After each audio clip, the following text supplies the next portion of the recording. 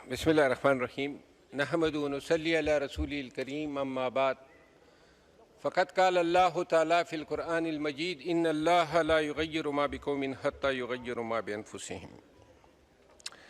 मोहतरम जनाब स्पीकर, बहुत शुक्रिया। बजट हमारे सामने पेश किया गया। बजट महज एक माली दस्तावेज़ नहीं होता, बल्कि एक कौम की एक रूह की हैसियत रखती है। मैं ख़ुद तो कानून के पेशे से वाबस्ता हूँ, ज़्यादातर माली मामलात को नहीं जानता हूँ। बजट स्पीच सुनी, मैं उस वक़्त अब्रॉड था। दो तीन चीज़ें जहन में आई, दो तीन प्रपोज़ल्स हैं, इस ऐवान के सामने गोश गुजार करता हूँ। जनाब स्पीकर, बजट में दो चीज़ों का फुकदान नज़र आ रहा है। एक तो कोई रोड मैप नज़र नहीं आया है कि ये जो कर्ज़े चढ़े हैं $120 बिलियन, इसकी अदायगी का क्या तरीक़ाकार होगा। All together the budget documents are silent about it. दूसरी बात ये है कि हम देख रहे हैं अभी जो इजराइल ईरान वार है, दुनिया टेक्नोलॉजी की तरफ जा रही है। पाकिस्तान और इंडिया की जंग में भी हमने देखा कि जो कन्वेंशनल वारफेयर था, वो जो माजी में टैंक बढ़ते थे और वो फौजी दस्ते जो हैं वो आगे बढ़ा करते थे, अब फौज नज़र नहीं आ रही है। न इजराइल में न पाक इंडिया जंग में ड्रोन नज़र आ रहे हैं, मिसाइल नज़र आ रहे हैं और जहाज़ नज़र आ रहे हैं। इसका मतलब ये है कि आने वाला दौर जो है वो जंग या वारफेयर जितना भी है, इसका ज़्यादातर दारोमदार जो है वो इंफॉर्मेशन टेक्नोलॉजी पे है और डिजिटल डेवलपमेंट पे है। हैरत मुझे ये हुई कि अभी तक पाकिस्तान में कोई डिजिटल रेगुलेटरी अथॉरिटी नहीं है। 2001 में एक एक्ट आया, इलेक्ट्रॉनिक ट्रांजैक्शन ऑर्डिनेंस 2002। ETO 2002 जो था, उसमें हमने थोड़ा सा ई कॉमर्स बिजनेस को प्रमोट किया। इसके बाद 2016 में पीका एक्ट आया। जनाब अली, अगर ये फाजिल मेंबरान जो हैं ये बैठ जाएं, तशरीफ रखें। ऑनरेबल मेंबरान से गुजारिश है तशरीफ रखें। अगर कोई बात करनी है तो लॉबी में चले जाएं। आवाज़ नहीं आ रही है, एक माइक बंद है और एक ऑन है। जनाब अली, इलेक्ट्रॉनिक ट्रांजैक्शन 2002 के बाद 2016 में पीका एक्ट आया, 2025 में पीका अमेंडेड एक्ट आया। आज तक पाकिस्तान में कोई डिजिटल रेगुलेटरी अथॉरिटी नहीं है, नंबर 1।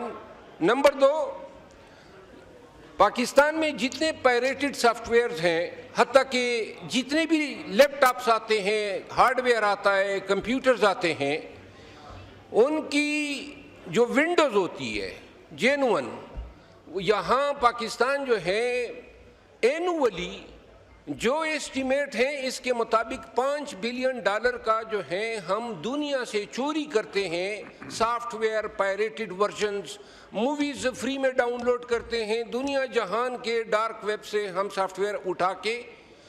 यहाँ इस बजट में क्रिप्टो काउंसिल की बातें हुई कि हम एक अपनी काइन लॉन्च करेंगे, और मैं ज़ाती तौर पे समझता हूँ कि पाकिस्तान अगर इस शोबे में ख़ुसूसन वज़ीर ख़जाना और जो क्रिप्टो काउंसिल बनाई हैं, अगर हमारी काइन लॉन्च होती हैं, क्योंकि ये बिल्कुल वाज़े हैं कि आने वाली दुनिया जो है वो मेटाफिज़िकल करेंसी की है।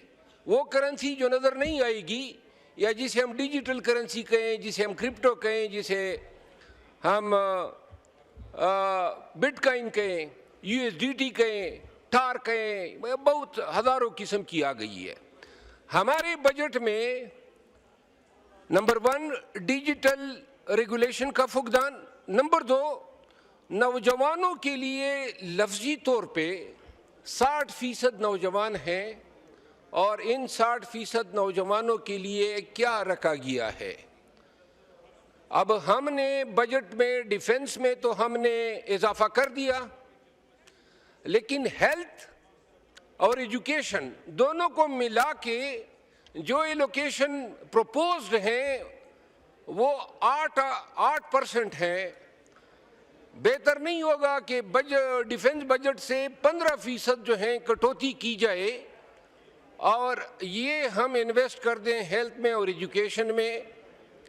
पता नहीं है मेरे दोस्त जो ऐवान में बैठे हैं इस तजवीज़ से एग्री करते हैं या नहीं, लेकिन मेरा ख्याल है कि बमों से, जहाज़ों से और बारूद से ज़्यादा इस कौम को तालीम की ज़रूरत है। एक इज़राइल छोटा सा मुल्क, टाइनी कंट्री, पूरी दुनिया को टेक्नोलॉजी के ज़ोर पे नचा रहा है और उनका जीडीपी देख लें, यानी कि पूरा इज़राइल आज़ाद कश्मीर से छोटा है, ये रावलपिंडी डिवीज़न से छोटा है, लेकिन इज़राइल जो है उसकी जो जीडीपी है या उसका जो फाइनेंशियल स्टेटस है हमारे पाकिस्तान के 11 बजट जो हैं वो उसके एनुअल बजट के बराबर हैं और ये हमारे लिए बड़े शर्म की बात है। मोहतरम स्पीकर साहब, दूसरी जो तजवीज़ है वो ये है कि जब 18वीं आईनी तरमीम हुई तो 18वीं आईनी तरमीम के नतीजे में जो जितने ट्राइबल एरियाज थे और जितने पाठा रीजन्स थे वो सारे अब्सोल्यूट हुए और इनको बंदोबस्ती अजला में मर्ज किया गया। खुद मेरा हल्का या ज़िला लकी मरवत, वहाँ हमारे साथ बेटनी FR रीजन को मर्ज किया गया और इसके तहत जो आबादी आई KP के हिस्से में वो 6% थी। अब फाटा के सेनेट की सीटें भी डिज़ाल हुई, फाटा के नेशनल असेंबली की सीटें भी 1/3 रख दी गई और इसके बाद जो 6% आबादी का हमारे NFC वार्ड के तहत जो शेयर बनता है वो कम बेश 144 बिलियन बनता है। अब मजे की बात यह है कि 2018 से लेकर 2025 तक 1 रुपये नहीं दिया गया। इस बजट में मर्ज अजला के लिए एलोकेशन क्यों नहीं है? और मेरी इस्तदा है, फाटा बहुत सफ़र कर चुका है और ये वो पैसा है जो आईन के तहत आपने इस आबादी को देना ही देना है। अगर KP में PTI की हुकूमत है और इस वजह से कि ये पैसे PTI की हुकूमत खर्च करेगी तो शायद उनका कोई इमेज बनेगा, इस वजह से ये पैसे रोकना मेरा ख्याल है आर्टिकल 25 आईन पाकिस्तान की खिलाफ वर्जी है। आखिरी गुजारिश, ऑर्डर इन द हाउस, तशरीफ रखें। जी मैं इकबाल खान की बात की तायीद करता हूँ। आखिरी गुजारिश ये है मोहतरम स्पीकर साहब कि इस बजट में 2 चीज़ों पे पता नहीं है, हमारे वज़ीर ख़जाना जो हैं बड़े ही, मैंने इनका प्रोफाइल पढ़ा है, बड़े पढ़े लिखे तजर्बाकार आदमी हैं। एक एक्सपोर्ट के लिए क्या करने जा रहे हैं, यानी जब तक हम एक्सपोर्ट को बढ़ाएंगे नहीं तो तब तक हमारे डिविडेंड्स में इजाफा कैसे होगा, बैरून मुल्क से पैसा किस तरह आएगा, और सारी ये दस्तावेज़ खामोश है। हमारी एक्सपोर्ट पॉलिसी 2011 से आ रही है, प्रैक्टिकली मतरूक हो चुकी है, तो लिहाजा एक्सपोर्ट के लिए आप कुछ नहीं करने जा रहे हैं। और जो दूसरी अहम बात है कि, और जो सबसे अहम है वो ये है कि पाकिस्तान में इन्वेस्टमेंट के लिए, यानी फॉरेन की इन्वेस्टमेंट लाने के लिए ये बजट क्या इंसेंटिव्स ऑफर कर रहा है, क्या मोटिवेशन दे रहा है। हैरत की बात ये है कि दस्तावेज मैंने पढ़ी, रात को सारी रात पढ़ता रहा, वो इस पे खामोशी है। यानी आप एक्सपोर्ट भी नहीं बढ़ा रहे हैं और आप फॉरेन इन्वेस्टमेंट को लाने के लिए कोई इकदाम नहीं उठा रहे। यानी कि आपके पास रोड मैप ये नहीं है कि जो 120 बिलियन डॉलर हैं, ये कर्जा कहाँ से अदा होगा? यानी गाड़ी चलानी है या मुल्क को हमने कुछ आगे बढ़ाने के लिए कुछ अपने रेवेन्यूज को जनरेट करना है। ये सारा मुल्क उस 31 बिलियन डॉलर पे चल रहा है जो ओवरसीज पाकिस्तानीज बेचते हैं। 7 बिलियन डॉलर या 8 बिलियन डॉलर IMF से लेके आज जो बजट हमारे सामने पेश हुआ है, मैं ये समझता हूँ कि ये बजट हमारी ज़रूरियात की, हमारे मुस्तकबिल के चैलेंजेस या हमारे टारगेट्स की अक्कास नहीं है।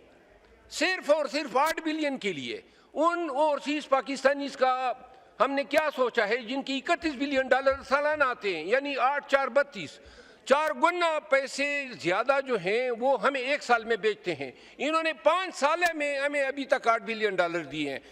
मैं गुजारिश करूँगा, ये जो ऐवान है, आखिरी बात है, बिल्कुल मैं आपका इशारा समझ गया हूँ मोहतरम स्पीकर साहब, ये जो ऐवान है यहाँ पे हम बातें करते हैं, अंदर से हम समझते हैं कि हवाइयाँ हैं और जिसको कहते हैं ना शुरलियाँ हैं, छोड़ी जा रही है। कोई सीरियस ही नहीं ले रहा है। जो भी मेंबर यहाँ बोलता है हमें पता है, हम बेबस हैं, हमें महसूस होता है कि ऐवान अंदर से खोखला है। हम कोई फैसले खुद कर ही नहीं रहे हैं। कब एजर्ट करेंगे? सब मिले इस ऐवान की कदर, रिस्पेक्ट, डिग्निटी तभी है जब ये ऐवान एजर्ट तो करेगा। जनाब speaker, thank you so much. Thank you.